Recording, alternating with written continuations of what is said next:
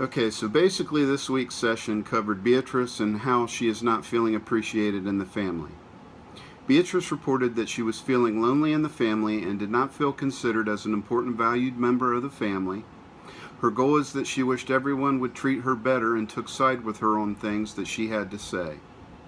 She reported that she was afraid that the family did not want her in the house and at some point would kick her out of the house with nowhere else to go.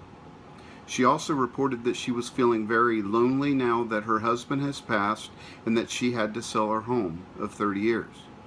She basically wants to be respected and valued by her family. Janice repeated back to her mother exactly what Beatrice had said and was dead on with it. Beatrice stated that she wants the family to feel more connected and more a family. The entire family agreed that they had been spending more time together and doing family activities and reported that it might be helping a little bit. The group was then introduced to behavior therapy. Behavior therapy is based on learning theories and focuses on observable behaviors. Behavior therapists look at behaviors that are not working and seek to apply tried and true methods of modifying or changing that behavior. Behavior therapy doesn't attempt to ascribe any hidden or deep psychological meanings as to why the behavior is there. The objective is to figure out what contributes to keeping the behavior in place and the things to be done to charge or modify the behavior. And I think charge was supposed to be change. Learning theories demonstrate how behaviors are learned. Something triggers them and they get reinforced, and the reinforcements help the behaviors stick. An example was given as a throw of food off the table to our dog, and they will be sure to keep coming to the dinner table when people are sitting around it, waiting for scraps to be given to them. The food and the people sitting at the table are both reinforcers to the dog, but through experiments and research, we know that we can retrain dogs to stop begging at the dinner table, usually by withholding food at all times except in their own dinner bowls. After a while, the dogs will stop begging for food at the dinner table, although for some dogs that can take a long time. Patience is the key. This is true for some human behaviors as well. Some can be so repetitive that we have a hard time even identifying them, much less figuring out how to change or modify them. And some of us humans are more patient than others. So one thing that can be emphasized here is that everyone be patient with each other. Reinforcement is the key, and also patience. Beatrice wants to, as a goal of developing more connection between all of the family members.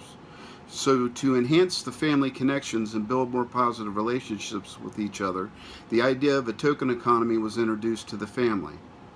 This entailed that some type of reinforcement is decided upon, such as a poker chip or a tally sheet that could be used to get an item or other reward at some time in the future.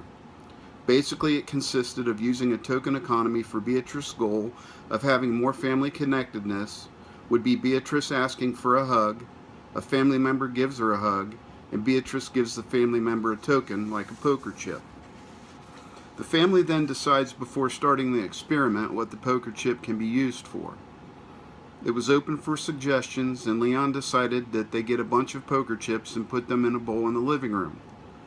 He also suggested that whenever someone does something that the other person asks them to do, then they get a chip.